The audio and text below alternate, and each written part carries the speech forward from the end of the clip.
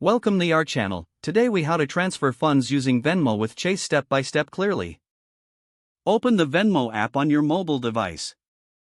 Log into your Venmo account if you haven't already. Tap on the menu icon in the upper left corner of your screen. Select Settings from the menu options. Scroll down to Payment Methods. Tap on Add Bank or Card. Choose Bank to add your Chase account. Select Chase from the list of banks or use the search bar to find it. Enter your Chase online banking credentials. Follow the prompts to securely link your Chase account to Venmo. Once linked, return to the main Venmo home screen. To send funds, tap on the Pay or Request button. Enter the recipient's username, phone number, or email address. Input the amount you wish to transfer. Add a note to describe the transaction if necessary. Choose your linked Chase account as the funding source.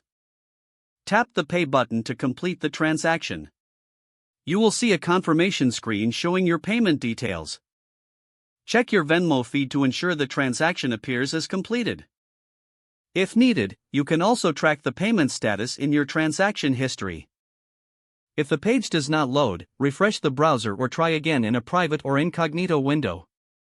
Make sure you are using the correct email address, then retype it carefully to avoid small typos. If your password is not accepted, use the reset option and create a new strong password you can remember.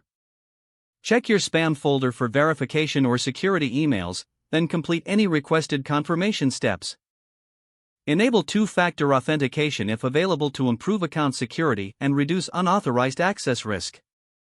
After signing in, review your profile details so your contact information and settings are accurate and current. If you see an error message, note it down and try again after restarting your device and internet connection. Log out when you finish, especially on shared devices, to keep your account and payment information secure. If the page does not load, refresh the browser or try again in a private or incognito window. Make sure you are using the correct email address, then retype it carefully to avoid small typos. Don't forget to like this video and subscribe to our channel for more step-by-step tech guides.